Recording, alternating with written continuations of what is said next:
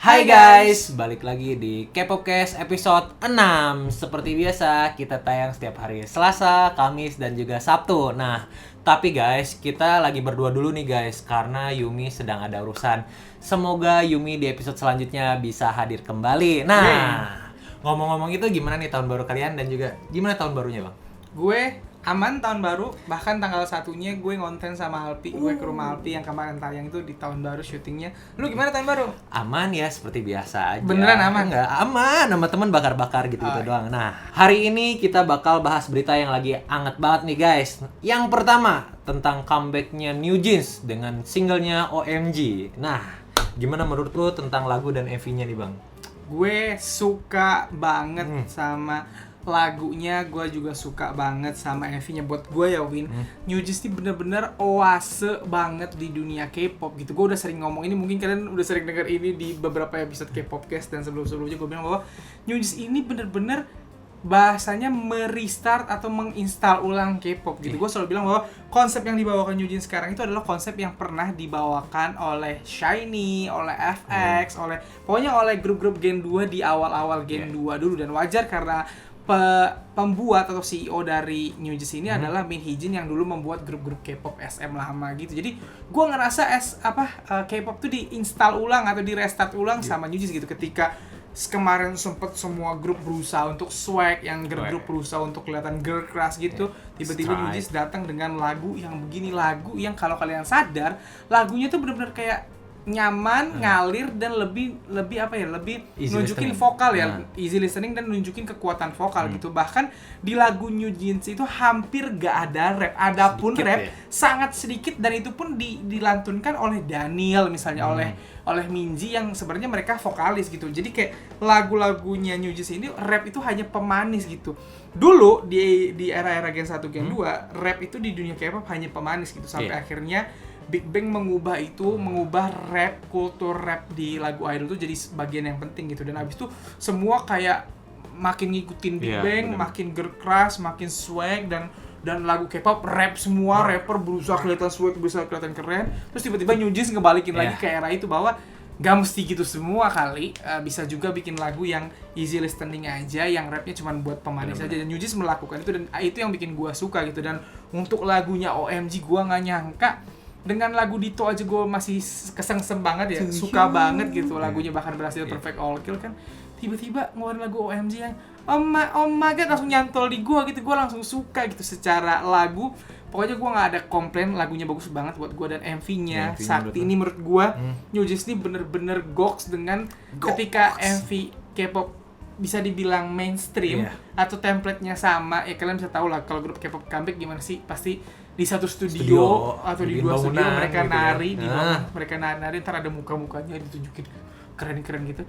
New Jeans comeback dengan 2 MV nih, Dito dan juga OMG, yang hampir nggak ada narinya, bener-bener cerita doang gitu. Ada ceritanya, ada jalan ceritanya MV ini, dan yang ditonjolin di MV-nya bener-bener jalan cerita lagi, bukan dance atau visual mereka. Bener-bener mereka jualannya adalah konsep gitu, dan berhasil banget di Dito dan OMG. Jadi menurut gue ini comeback keren banget sih Win.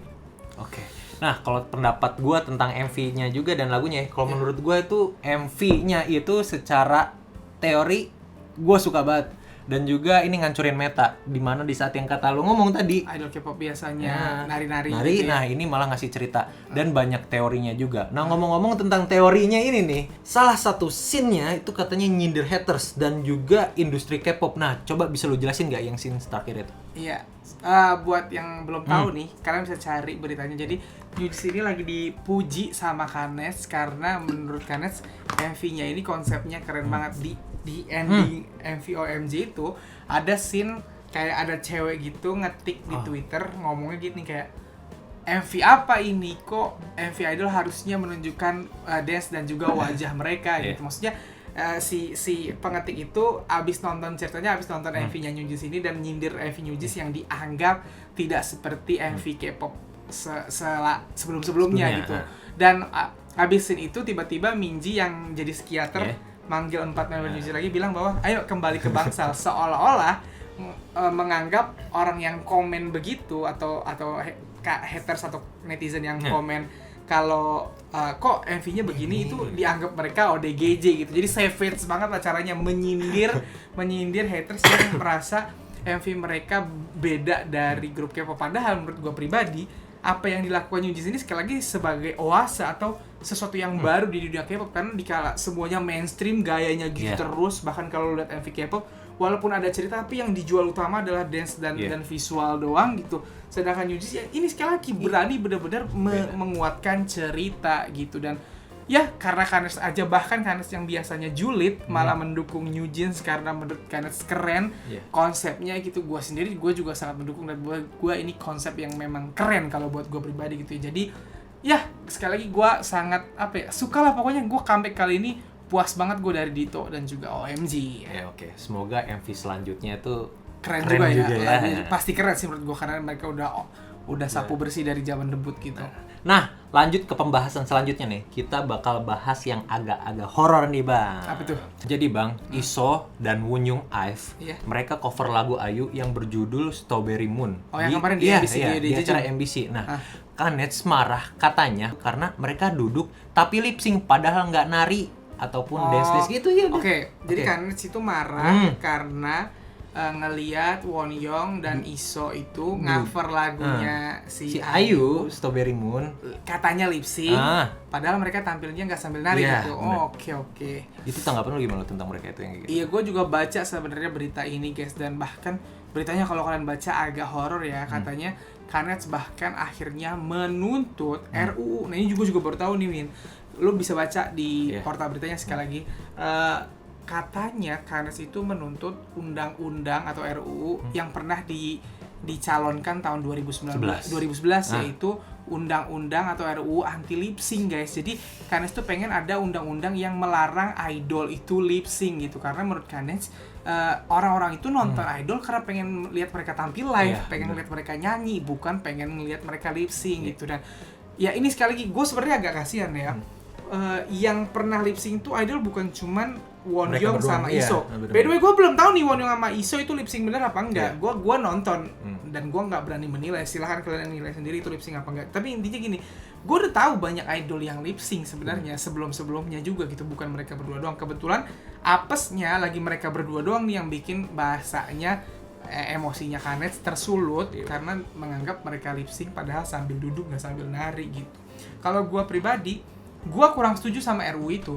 Gue nggak suka penyanyi lip sync ya, bukan cuma idol, penyanyi apapun lip sync itu gue nggak suka. Karena apa? Sekali karena mereka penyanyi, dan buat gue selalu ngomong idol itu penyanyi bukan penari. Mereka penyanyi yang nari. Kalau penari comebacknya nggak ngeluarin lagu, mereka penyanyi gitu. Jadi gue pengennya mereka juga live gitu. Gue bahkan even bias gue sendiri kalau mereka tampil lip sync gak gue tonton. Jadi misalnya gue mau nonton comeback stand check atau penampilan mereka, pas gue lihat mereka lip sync, ya gue matiin, gak jadi gue tonton. Gue pengen lihat mereka kalau live ya live, bukan lip sync. Tapi guys, gue juga tahu kalau ada waktu-waktu tertentu atau ada masa-masa tertentu nih Win, dimana idol memang harus lip sync, bukan karena mereka nggak bisa nyanyi gitu. Cuman contoh misalnya ada yang lagi sakit membernya atau main vokalnya misalnya 2 orang, karena misalnya sebulan itu mereka jadwalnya 15 kali manggung. Itu kan maraton banget tuh, mereka nyanyi mulu sampai akhirnya suaranya ada yang habis atau ada yang lagi demam nggak bisa nyanyi gitu. Nah sedangkan mereka udah harus tampil di acara itu karena udah kontrak kan biasanya sebulan 2 bulan sebelum tampil udah dikontrak di situ gitu. Ketika mereka tampil suaranya nggak ada, anggaplah misalnya suara habis, kan kita juga pernah semua ngerasain suara habis kan. Ketika suaranya lagi habis atau suaranya lagi hilang, terus mereka harus nyanyi, masa kagak ada suara yang keluar gitu. Nah kalau ada kejadian-kejadian seperti itu, contohnya ya kalau idol lip sync ya mau gimana, demi profesionalitas lip sync. Jadi gue nggak mendukung idol lip sync, tapi memang ada waktu-waktu tertentu menurut gue di mana idol memang harus lip sync, bukan karena dia nggak bisa nyanyi, sekali lagi karena ada 1-2 masalah, atau misalnya ternyata mic-nya nggak semuanya berfungsi dengan baik gitu, ya terpaksa mereka harus lip sync dong. Kalau nggak jadi tampil, orang mic-nya nggak nyala gitu. Maksud gue adalah kalau sampai dijadiin RUU kan jadi ada undang-undangnya, jadi ada hukumnya. Kalau semua grup idol atau semua penyanyi di Korea nggak boleh lip sync, ya kalau dia lagi sakit gimana dan udah kontrak masuk penjara dong nanti. Kalau mereka tampil tapi suaranya habis, apa yang mau tampil? Ditimpukin penonton yang ada suara nggak ada, terus mereka ya banget gitu nanti juga ngerugiin promotor ya kan. Iya, ngerugiin promotor Iya. atau ngerugiin yang pembuat Bener-bener. acara gitu. Jadi kalau buat gua pribadi soal lip sync ini, buat gua jalan tengahnya adalah yang mesti sadar itu adalah idol dan agensinya atau bener. penyanyi dan agensinya. Kita kan nggak pernah tahu idol lip sync ini idolnya yang mau atau agensinya yang nyuruh atau acaranya. Intinya gini, siapapun stakeholder di dunia musik Korea, entah itu acaranya, entah itu idolnya, si penyanyinya gitu, dan juga atau agensinya, ya harus sadar diri bahwa sebisa mungkin mereka tampil live. Kalau bisa mereka tampil lip sync hanya ketika ada keadaan darurat tadi, ada urgensi tadi gitu, entah karena lagi sakit, entah karena kesalahan teknis dan lain-lain, baru mereka akhirnya lip sync. Jadi misal mereka tampil 10 kali, dari 10 itu satu lah yang lip sync cuman gitu. Jadi sisanya yang 9 mereka live. Jadi ketika mereka lip sync, si Kanet atau penonton pun kayak oh berarti ini lagi sakit, taunya gitu, oh mungkin ada kesalahan teknis makanya lip sync. Tapi kalau misalnya mereka setiap tampil lip sync, nah itu baru gue nggak setuju. Itu sangat kecewa dong. Iyalah. Lu sendiri, lu suka emang kalau nonton idol lip sync? Jangan sebut idolnya, mati lu nanti. Intinya idol yang lu suka ini kan banyak. Kalau lip sync lu suka nggak ngeliatnya? Enggak, lu pasti pengennya nonton live kan? Mereka dengerin suara aslinya. Iya. Apalagi kalau gua nonton itu bayar, entah itu nonton konser online, apalagi konser live, konser langsung itu gue udah bayar mahal-mahal, pas datang mereka lip sync pasti gue sebel gitu. Jadi sekali lagi nggak apa-apa lip sync kalau memang untuk keadaan darurat gitu. Tapi kalau misalnya penampilannya biasanya nih, by the way, yang paling sering itu kalau di acara akhir tahun lip sync itu bukan mereka nyanyiin lagu mereka sendiri, tapi cover lagu seniornya. Kayak gini kejadiannya. Ini bukan salah, gue bukan ngomongin F sama Iso doang ya, bukan ngomongin Wonjong sama Iso doang. Maksud gue grup-grup lain pun atau idol-idol lain biasanya kolaborasi gitu dari beberapa member grup gitu. Misalnya mereka nampilin lagu lama, misalnya lagu SNSD atau lagunya TVXQ atau lagu HOT gitu, atau lagunya G.O.D, pokoknya lagu-lagu lama. Pas mereka cover, mereka lip sync gitu. Padahal bisa nggak lip sync karena gue tahu mereka bisa nyanyi. Nah itu sih pengennya gue, yang kayak gitu-gitu, praktek yang lip sync itu mulai dikurangi di dunia K-pop gitu. Tapi jangan sampai jadi hukum juga lah, gila lah dia kasih hukum gitu, ribet. Nah, selanjutnya Bang, ada Taeyang X Jimin nih. Gimana nih tanggapan lu tentang collab-nya mereka nih kan? Taeyang Big Bang, Jimin BTS. Terus itu juga udah kasih teaser kan? Iya, udah ada teaser posternya. Judul lagunya kalau nggak salah Vibe dan akan dirilis 13 Januari. Jujur, gue sangat excited. Kalian semua tahu gue VIP, gue fansnya Big Bang.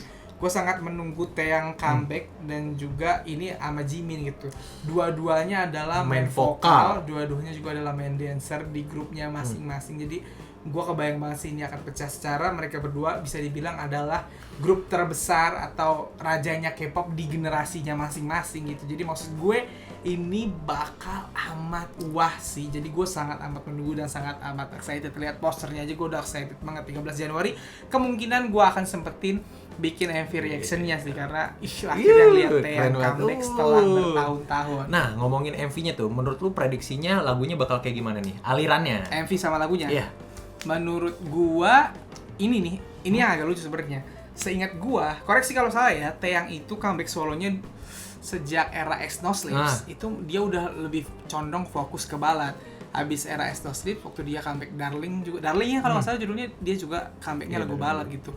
Gua pikir ada kemungkinan kan kalau Taeyang comeback balad, tapi setelah ngeliat posternya dengan dia rambut warna blonde gitu, warna emas gitu, dan sama Jimin ngeliat posternya, kok gue malah kebayangnya kayaknya ini Taeyang akan kembali ngedance ya, lagunya lebih yang ngedance gitu. Ngedance-nya kayak gimana Bang? Nggak tahu. Kalau dari konsep baju-bajunya, dari konsep posternya sih mirip-mirip kayak Ringga-Lingga. Tapi bisa jadi karena ini sama Jimin, bisa jadi justru lagu dance kayak I Need a Girl, kayak Only Look at Me yang lebih ke R&B gitu, karena ini kolaborasi sama Jimin dan dua-duanya sekali lagi ingat ini adalah main vokal dan main dancer di grupnya masing-masing. Jadi kalau gua sendiri memprediksinya, ini hanya prediksi ya, bisa salah. Prediksi gua sih mereka akan comeback dengan lagu yang lebih ngedance. Nah, lebih ngedance seperti apa itu yang gua penasaran. Akan dibawa yang lebih ngedance hip hop kayak Ringga-Lingga atau malah justru R&B banget kayak I Need a Girl atau Only Look at Me. Soalnya dua-duanya sangat mungkin tuh gitu. Tapi menurut lu tahu gak gue pengennya kayak gimana? Gue pengen ngeliat Jimin nge-rap. Pernah waktu nge-rap Dechwita kan lagunya Suga waktu di konser, pernah tuh Jimin. Bisa jadi kalau misalnya konsepnya kayak Ringga-Lingga, sangat mungkin Jimin dan juga Taeyang ada rap-rapnya mereka berdua gitu. Walaupun kalau gue pribadi sih, gue pengen mereka lebih ke kayak I Need a Girl, lagu yang lebih vokal, terus ada yang ya teriak-teriak gitu. Vokal banget mainannya ya. Karena mereka berdua sama-sama main vokal juga. Cocok gitu. sih kalau menurut gue. Tapi bisa jadi salah. Kenapa? Kita ketipu posternya malah itu lagunya Gojek. balad. Iya, malah Gojek poster. Lagunya malah bisa jadi lagu balad gitu. Jadi kalau untuk prediksi gua lebih ke lagu ngedance yang mirip-mirip I Need a Girl atau On Look at Me. Tapi bisa jadi malah lah kayak hip hop ringa-ringa atau ternyata lagu balad kayak Estelle Cliff gitu. Kita nggak pernah tahu. Sekali lagi itu cuma prediksi dari gua aja ya guys. Tapi guys, katanya nih ya, kata fans nih, Iya. katanya. Terus juga ada yang nge-DM gua bang, sama lu juga kan tadi sempat dapat tuh, katanya kolaborasi mereka tuh kurang dapat persetujuan dari fans bang. Dari oknum fans lebih tepatnya mungkin kalau menurut gue ya gitu. Soalnya gue juga tahu ini, gue juga di DM gitu. Gue bahas ini di TikTok juga dan banyak juga yang mengiyakan bahwa katanya kolaborasi mereka kurang direstui lah atau nggak didukung sama beberapa oknum fans. Kenapa gue bilang oknum fans? Karena menurut gue fans sejati pasti akan dukung idolnya Apapun gitu. yang terjadi ya. Kalau selama idolnya Iya. itu melakukan hal yang positif, ini kan mereka berkarya kan hal yang positif, harusnya didukung. Fans yang nggak dukung idolnya melakukan kegiatan positif atau berkarya itu aneh menurut gua. Kecuali idol lu makin narkoba, baru jangan didukung gitu. Jangan itu mah. Tapi kalau idol lu berkarya, mau comeback bikin lagu, masa nggak lu dukung gitu?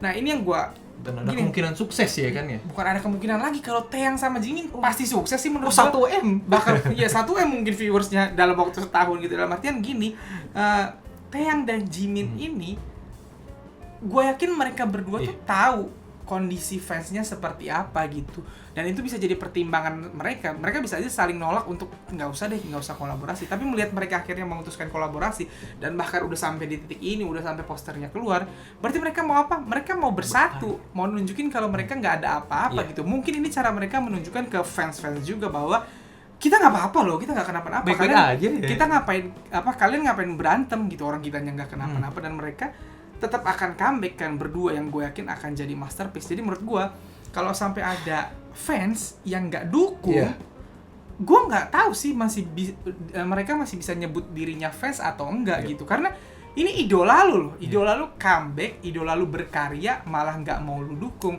dengan alasan yang lu buat sendiri. Kenapa gue bilang lu buat sendiri? Karena idolnya nggak kenapa-napa. Iya, mereka baik-baik aja loh. Mereka nggak ada baik-baik apa-apa. aja. Bahkan gue bisa bilang ya, Jimin itu berkali-kali menunjukkan respect-nya ke Taeyang, ke Big Bang gitu. Bahkan di awal-awal debut dulu, Jimin itu Suka sering nge-cover ya? nge-cover Taeyang gitu, suka pura-pura jadi Taeyang gitu, nyanyiin Ringa-Lingga, nyanyiin S-Nox, sedangkan Taeyang sendiri itu beberapa kali juga udah nunjukin respect-nya ke BTS. Salah satunya kayak kemarin dia datang ke party debut solonya J-Hope kan, yang sempet rame juga. Kalau maksud gue, ini mereka udah nunjukin respect dan mereka menunjukin kalau mereka bekerja sama dan nggak ada apa-apa gitu. Tapi kalau sampai ada oknum fans sekali lagi yang malah memperkeruh suasana, terus bilang nggak dukung gara-gara satu dan lain hal, ya sekarang gue bertanya, lu beneran fansnya bukan gitu? Kalau lu emang fansnya, kenapa lu nggak dukung idol lu? Padahal idol lu udah nunjukin ke lu bahwa mereka nggak ada apa-apa gitu. Kenapa lu malah panas-panasin gitu? Jadi kalau gue dukung banget, dan bahkan gue percaya ini akan jadi collab of the year-nya 2023. Waduh. Padahal baru Januari, tapi gue percaya kolaborasi mereka akan jadi collab of the year sih. Saking menurut gue bakal bagus banget dua orang ini gitu. Gila. Berarti itu apa? Menuhin chart tuh dari Januari sampai Desember. Bisa jadi Waduh. di Melon 100 Melon ada terus di 10 100 besar. Iya kan, top 100 Melon siapa tahu 10 besar terus gitu. Jadi ya menurut gue sih bakal sukses banget sih. Kita doain aja semoga kolaborasi mereka berhasil dan sukses. Amin. Selanjutnya ada yang bakal buat lu bahagia banget bang. Apa tuh? Comebacknya GD. Oke. Lu juga udah tahu kan? Gimana? Apa? Perasaan lu tentang comebacknya GD? Seneng banget lah asli. Gue waktu kemarin video itu muncul tiba-tiba di Instagram dan juga di YouTube, Iya. banyak yang nge-tag gue juga kan gitu, dan akhirnya jadi muncul walaupun masih berbentuk wawancara. Iya. Cuman yang gue seneng adalah bahwa G-Dragon ini akhirnya inget kalau dia adalah idol. Aduh. Dan akhirnya dia mau tampil. Dia intinya ngomongin bahwa dia akan comeback gitu di 2023 gitu. Akan ngerilis lagu lagi, akan tampil lagi gitu, akan bertemu lagi sama fans. Dan gue sangat senang karena terakhir kali G di Solo, seingat gue itu 2017. Yang zamannya bullshit gitu. Dan ya itu udah lama banget, dan pengen lihat GD solo lagi karena solonya GD nggak pernah gagal. Iya, benar. Gue udah ngikutin solo GD dari Heartbreaker, dari pertama kali dia solo, bahkan dari zaman dia ngover This Love ya Maroon 5 tuh gue udah ngikutin gitu. Dalam arti gue sangat menunggu GD, dan comeback GD itu jaminan kualitas zamannya Death XX, One of a Kind, Crook gitu. Maksud gue dia itu jaminan kualitas. Jadi gue ketika akhirnya dia mengumumkan akan comeback, gue senang. Cuman pertanyaannya nih Win, adalah apakah dia akan comeback tetap di bawah YG atau enggak gitu. Kemarin kan Kalau menurut gue sih tetap sih. Kalau menurut tetap ya gitu, karena kemarin itu, ini koreksi kalau gue salah ya, kemarin pas berita Desung itu YG Entertainment masih bilang bahwa G-Dragon masih diskusi soal kontraknya, dan sampai detik ini belum ada berita resmi YG mengkonfirmasi kalau G-Dragon tetap di YG gitu. Karena umumnya kalau misalnya G-Dragon perpanjang kontrak, pasti akan langsung jadi headline berita di mana-mana, pasti akan langsung diberitain gitu. Waduh. Pasti waktu Big Bang perpanjang kontrak di 2020 aja langsung diberitain gitu. Maksudnya pasti artis sebesar GD dan agensi sebesar YG akan langsung ada beritanya tuh kalau memang sudah perpanjang kontrak. Cuman beberapa followers gue bilang ke gue bahwa udah bang, katanya GD udah perpanjang kontrak, kata orang dalam gitu. Ada yang bilang kayak gitu, ada yang bilang kalau GD udah perpanjang kontrak kata orang dalam. Cuman menurut gue ya kalau belum diberitain banget atau belum ada berita utama kayak gitu, gue sih masih nunggu sih akan seperti apa. Intinya mau di YG mau enggak, selama GD yang comeback, gue akan dukung sih. Sekali lagi bias utama gue, ultimate bias gue. Dukung Big Bang. Dukung banget gue pasti. Nah tapi ini ada berita heboh juga nih bang. Apa? Berita yang bikin lu seneng banget, tapi dari beda lagi. Bukan GD. Bukan GD. Bukan Big Bang. Blackpink. Yaitu Blackpink. Jisoo bakal debut solo. Gimana nih perasaan lu sebagai Blink? Seneng banget lah, karena Jisoo ini adalah satu-satunya member Blackpink yang belum debut solo kan, di antara 4 member Blackpink gitu. Dan of course seperti yang kita semua ketahui, karena dari kemarin gue bahas juga kalau Blackpink itu kontraknya akan habis di pertengahan 2023 gitu. Dan gue pengennya sebelum kontrak itu habis, karena kita sekali lagi gak pernah tahu mereka akan perpanjang atau enggak. Kita doakan perpanjang gitu ya. Cuman maksudnya sebisa mungkin sebelum kontrak 7 tahun pertama si Blackpink ini habis, kalau bisa 4-4-nya udah debut solo. Dan ternyata dikonfirmasi juga akhirnya. By the way, sebelum dikonfirmasi kemarin, Jisoo-nya sendiri yang udah konfirmasi di Weverse. Fans nanya 2023 ada solonya Jisoo nggak? Jisoo bilang tungguin debut solo gua di 2023 gitu. Jadi maksud gue ya ini sangat senang, sangat kita tunggu-tunggu banget gitu. Ini yang tunggu-tunggu semua Blink di seluruh dunia kali, biar semuanya udah solo gitu. Nah kalau kayak gitu tuh menurut lu konsepnya bakal kayak gimana tuh konsep lagunya Jisoo? Kan mereka beda-beda kan? Iya beda-beda. Kan semua sama. Jennie konsepnya lebih ke seksi. Ada hip hopnya, ada R&B-nya di solo. Rose, by the way gue tuh sejak Rose itu selalu membuat prediksi tentang debut solonya member Blackpink, dan seingat gue hampir selalu benar. Rose, gue waktu itu prediksi bahwa lebih ke band musiknya gitu. Dan ternyata kalau kalian dengerin lagu kayak On The Ground dan juga Gone, lebih banyak musik seperti gitar, drum, jarang musik elektroniknya. Dalam artian menurut gue ya memang konsepnya sesuai dengan image-nya Rose. Rose kan pemain musik di Blackpink yang jago main gitar dan piano tuh Rose gitu. Jadi buat gue konsepnya Rose ya anak band banget, dan setuju gue gitu. Dan setelah keluar lagunya, wah ternyata masuk nih omongan gue. Ketika Lisa, gue udah ngebayang kalau Lisa pasti akan swag, lebih ke dance, tapi ya karena dia bisa dibilang yang paling kuat aura swagnya, aura girl crush-nya, ya pasti comeback debut solonya dia akan hip hop gitu. Dan ternyata ketika muncul dengan lagu Lalisa dan Money memang hip hop banget kan, apalagi yang Money gitu ya. Lisa bahkan nunjukin gimana caranya rap old school itu muncul lagi di lagu Money gitu. Nah untuk Jisoo, nah ini guys, kalau Jisoo udah jelas menurut gua genrenya pasti pop. Karena suara Jisoo buat gua pop banget gitu, suaranya enak banget untuk pop. Cuman menurut gua ya, akhir-akhir ini entah kenapa gue ngerasa Jisoo kayak berusaha men-change atau mengganti image-nya, merubah image yang tadinya lucu. Kalau dulu kan kita ngeliat Jisoo tuh lucu, random gitu ya. Sekarang tuh mulai agak seksi-seksi gitu. Jisoo suka pakai outfit seksi, suka tampil seksi.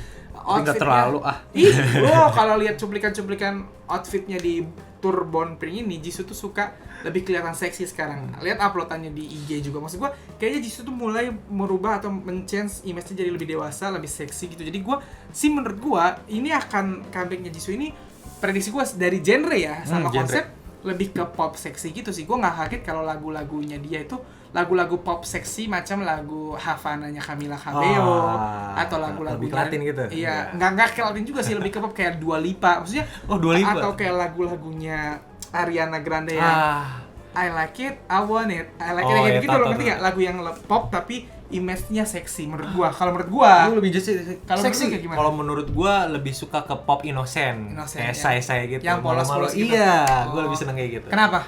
Ya emang di antara member-member ya emang mukanya Jisoo lebih polos kan. Menurut lu Jisoo lebih kelihatan. Lebih cocok konsep polos karena dari mukanya Jisoo kelihatan paling polos gitu. Iya. Mari kita buktikan ya guys, prediksi gua atau Edwin Polos, yang benar. seksi. Polos atau pop seksi gitu. Bisa jadi gua salah, bisa jadi gua yang benar. Tapi gitu. yang paling benar kita doakan semoga Jisoo solonya Sukses. Amin. Amin. Amin banget, amin banget. Nah, ini yang terakhir, Bang. Oke. Kemarin Jennie upload foto di Instagram Iya. bareng member Blackpink dan juga Teddy. Nah, Iya bener nih. Gua tahu mau ke arah mana nih. Terus. nah, tapi menurut Kanets nih, Menurut ini- Kanets ya? Iya, menurut Kanets bukan menurut gua atau Bang Isan ya. Ini tanda bahwa Jennie mengiyakan rumor kemarin. Nah, yang bahwa Blackpink pindah ke Black Label. Oh, yang bakal pindah ke Black Label. Tapi enggak sih kalau menurut gua ya. Kalau Menurut itu gua kan enggak? Enggak, ya Menurut temen gua ya foto temen biasa. aja. Oh. Kalau menurut lu gimana? Bisa iya, bisa enggak. Bukan gua mendoakan sekali lagi ya. Cuma maksud gua gini. Bisa iya. Maksud gini, kemarin kan Jennie tuh sempat foto di Dini yang tulisannya don't trust the media gitu. Dan itu dipakai sama Blink sekarang untuk tidak mempercayai media apapun kecuali apa yang dilakukan Jennie gitu. Terus tiba-tiba kemarin muncul rumor katanya dari insider atau orang dalam kalau Blackpink akan pindah ke Black Label. Dan kemarin kita udah bahas bahwa nggak mungkin sekarang pindahnya karena Iya. masih ada kontrak. Tapi kita nggak tahu kalau ntar kontraknya habis di 2023 Blackpink bakal tetap di YG atau justru pindah ke Black Label. Kan kita nggak tahu Nggak dong. tahu sih. Kemungkinannya ada dong gitu. Nah, ketika abis rumor kemarin, baru banget abis rumor kemarin, tiba-tiba Jennie ngupload foto ini, menurut gua wajar Kanets berpikiran kayak Iya. gitu. Ini Jennie jangan-jangan kayak mengkonfirmasi bahwa dia memang akan pindah ke Black Label gitu. Cuman ini juga bisa seperti kata lu. Ini mah paling kayak foto biasa. Iya. Karena gini, kalau kalian lihat fotonya, itu Jennie itu kayak nge-share foto-foto terbaik dia di 2022 atau foto kenangannya di 2022 dan foto sama Teddy itu di slide ke-6. Ya di slide ke-6 bukan di slide pertama. Dan dia foto sama Teddy atau member Blackpink foto sama Teddy itu wajar karena Iya, Teddy wajar. adalah produser mereka Iya.